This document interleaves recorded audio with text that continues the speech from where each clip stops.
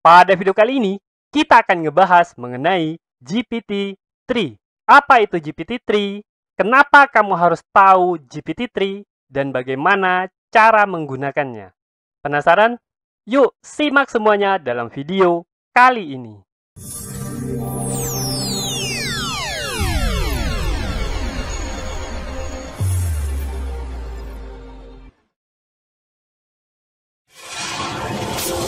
Assalamualaikum warahmatullahi wabarakatuh. Ketemu lagi bersama saya, Kanada Kurniawan, dan masih di channel kita Pro Jasa Web.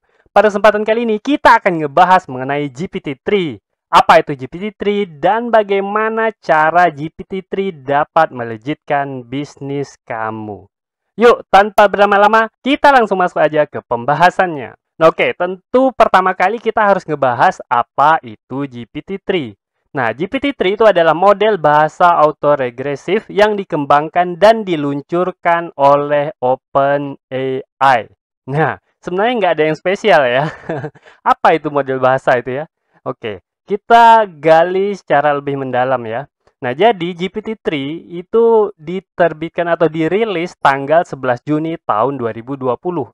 Ya udah 2 tahun yang lalu. Mungkin teman-teman juga baru dengar, ada beberapa yang baru dengar gitu ya. Tapi, nah, salah satu hal yang spesial itu adalah orang ini ya. Teman-teman tahu ya, ini fotonya Elon Musk. Nah, jadi OpenAI itu ternyata lembaga yang dipimpin oleh Sam Altman, kemudian Mark Benioff, Reid Hoffman, dan salah satunya itu adalah Elon Musk. Nah, ya Elon Musk yang itu ya, yang turut andil dalam pembuatan PayPal, kemudian juga bikin Tesla, dan kemudian SpaceX. Pasti teman-teman tahu ya.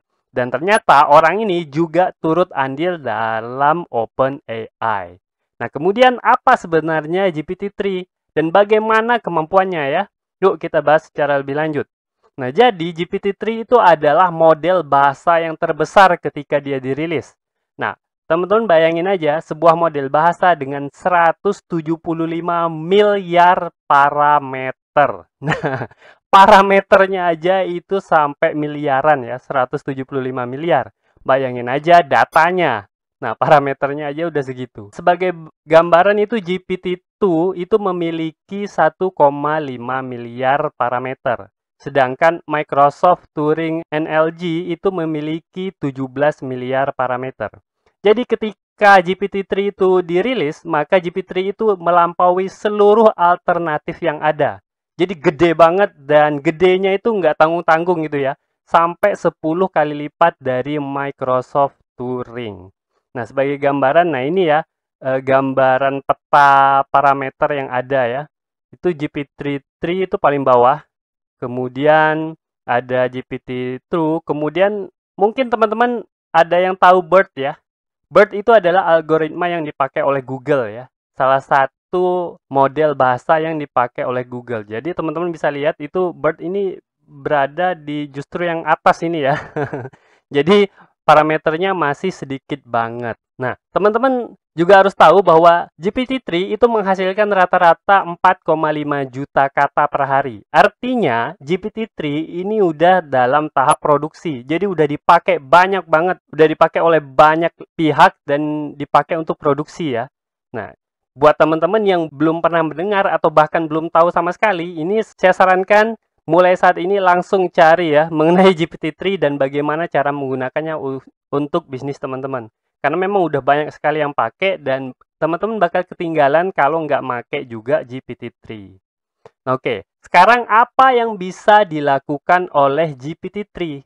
Nah, ini pertanyaannya kan, memang keren banget, parameternya banyak banget, terus gunanya buat apa gitu ya?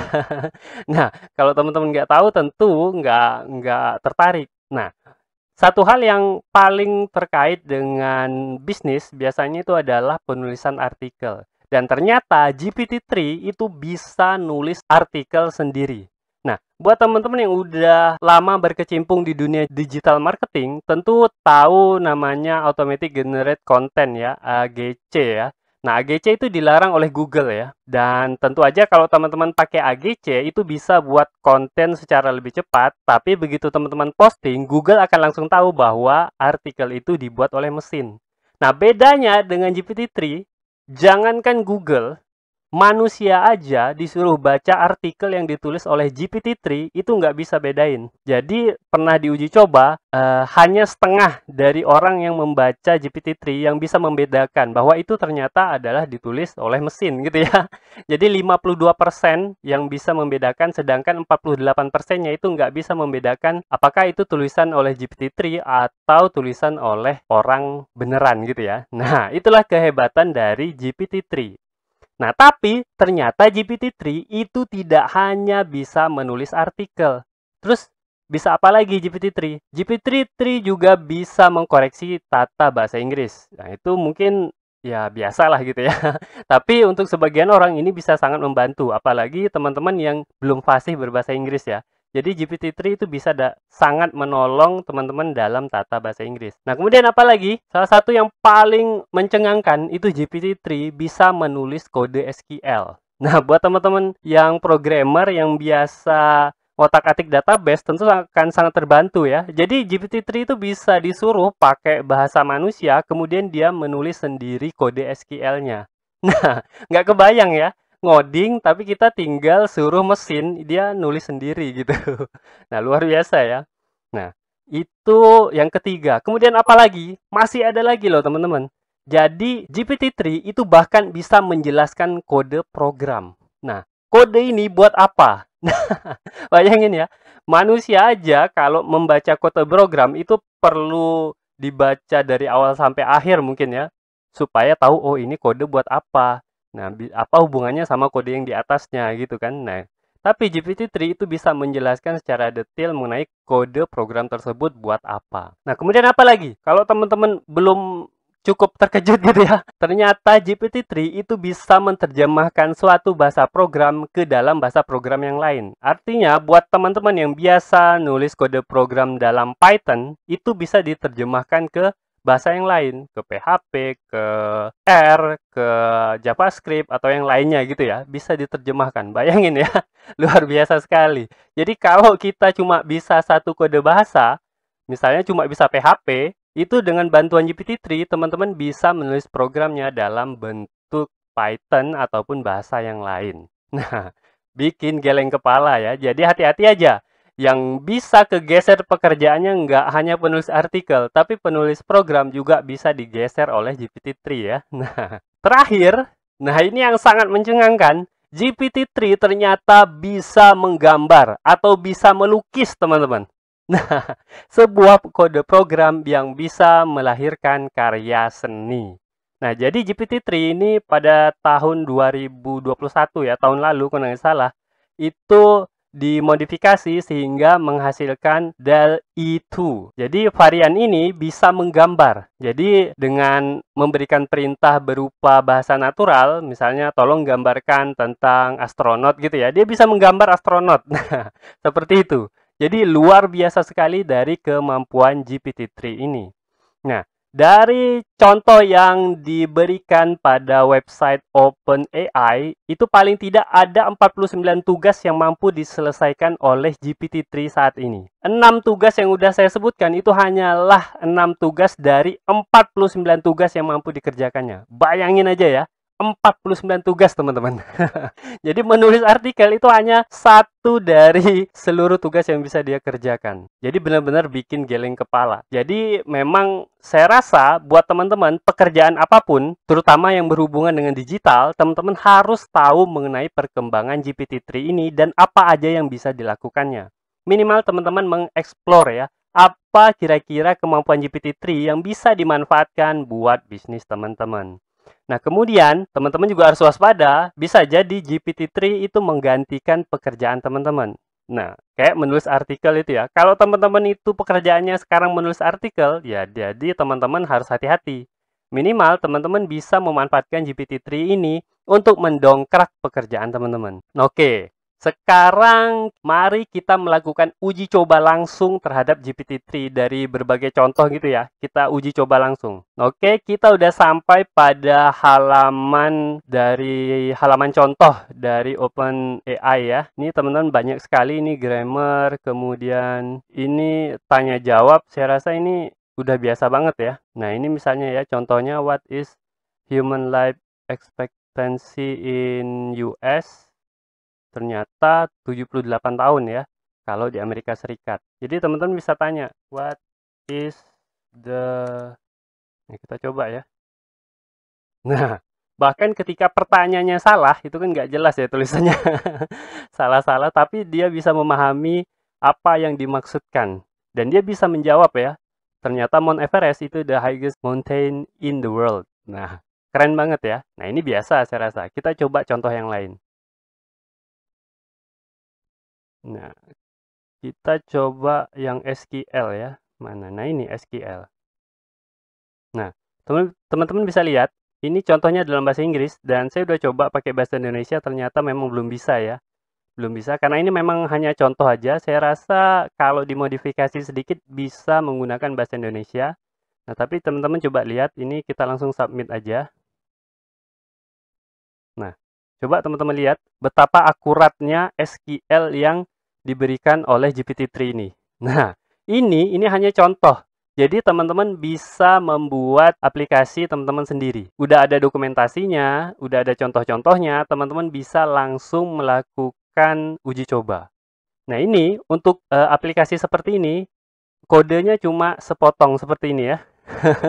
Jadi sedikit banget, nggak perlu ribet-ribet, langsung bisa dibuat. Nah, seperti itu. Ini contoh kedua, dan teman-teman silakan bisa mencoba berbagai contoh yang lain. Ini JavaScript to Python, kemudian yang lainnya ada banyak banget. Bisa bikin chat, bahkan bisa bikin chat yang sarkastik ya. Dan banyak lagi ya, banyak lagi yang bisa teman-teman buat menggunakan GPT-3 ini. Nah, kita kembali ke slide. Nah, buat teman-teman yang pengen coba atau pengen sekedar testing-testing gitu ya, teman-teman silakan masuk ke openai.com/API/login ya. Login, kemudian teman-teman daftarkan diri teman-teman. Kalau nggak mau ribet, langsung pakai Google aja gitu ya. Nah, kemudian teman-teman setelah terdaftar, silakan melakukan uji coba itu tadi. Pakai example yang udah disediakan, ada 49 contoh yang udah disediakan, silakan dicoba. Kemudian, tapi ini harus diingat ya, itu hanya untuk uji coba. Jangan melakukan produksi di bagian example-nya gitu ya. Aneh banget ya. Kalau teman-teman pengen betul-betul melakukan produksi dengan GPT-3 ini, teman-teman bisa buat aplikasi sendiri dengan API yang udah disediakan oleh OpenAI. Tentu aja kalau teman-teman pakainya banyak banget, teman-teman harus bayar. Karena ada batasannya. Silakan dibaca secara lebih lanjut. Tapi buat teman-teman yang bukan programmer, silakan coba layanan komersil yang udah menggunakan GPT-3. Nah, salah satu contoh yang paling sering digunakan itu buat teman-teman yang pakai Visual Code atau teman-teman yang kerjaannya ngoding, silakan coba Copilot add-on-nya Visual Code ya. Ini sangat membantu. Dari banyak bahasa, mulai dari SQL, Python, dan lain sebagainya, silakan pakai Copilot, dan ini bisa sangat membantu pekerjaan teman-teman. Bisa melanjutkan kode kita. Bukan hanya melengkapi ya, tapi bisa melanjutkan kode. Bahkan bisa langsung selesai gitu kodenya kalau kodenya itu sederhana ya. Nah, itu silakan coba Copilot. Nah, buat teman-teman yang pengen nyoba kemampuan GPT-3 dalam menulis artikel, saya sarankan salah satunya yang cukup murah itu adalah Writer. Writer ini kalau nggak salah menang dalam perlombaan apa gitu ya. Dan saya alhamdulillah dapat pendaftaran awalnya dan gratis selamanya gitu ya. Nah, silakan teman-teman coba. Dan silakan bandingkan hasil tulisan dari GPT-3 ini dengan tulisan manusia biasa gitu ya. Teman-teman kemungkinan besar tidak bisa membedakannya. Nah, oke, seperti itu. Silakan diuji coba. Sekarang kita lanjut ke bahasan berikutnya yaitu, nah, ternyata, silakan siapkan jantungnya ya. Ternyata ada yang lebih mengerikan daripada GPT-3. Nah, dari logonya teman-teman bisa tahu ya, ada logo Google dan salah satu logo yang teman-teman mungkin nggak kenal ya, dan ada bahasa Cinanya di atas. Nah, apa yang lebih mengerikan dari kemampuan GPT-3 yang udah luar biasa itu? Ternyata ada yang lebih mengerikan, yaitu Switch Transformer yang dirilis tahun 2021. tahun lalu juga. Nah, switch transformer itu kenapa dibilang mengerikan? Karena dia pakai 1,6 triliun parameter. Nah, coba teman-teman ingat ya, GPT-3 itu menggunakan 175 miliar parameter. Kalau ini udah pakai triliun satuannya ya, 1,6 triliun parameter. Nah, switch transformer ini dirilis oleh Google. Nah, luar biasa ya. Jadi tahun lalu aja Google bisa merilis sesuatu yang hampir 10 kali lipat dari GPT-3 parameternya. Luar biasa sekali.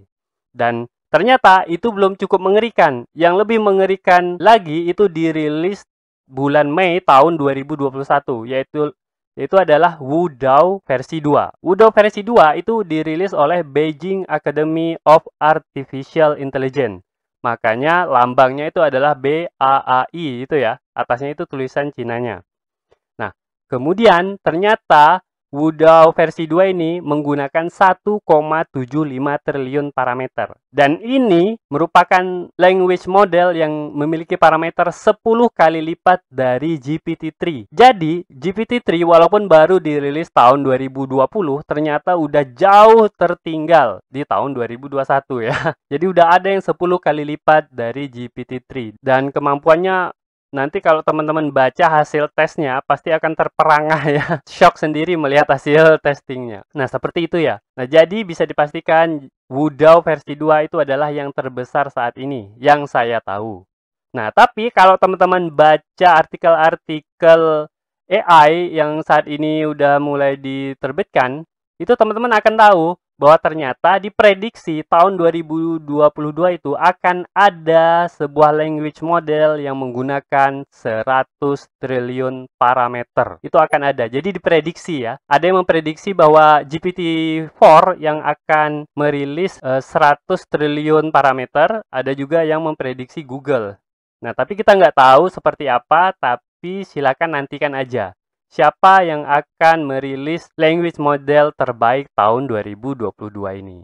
Oke, mungkin itu ya. Semoga teman-teman nggak terlalu shock dan bisa mengelola informasi yang saya sampaikan ini menjadi manfaat buat teman-teman semua.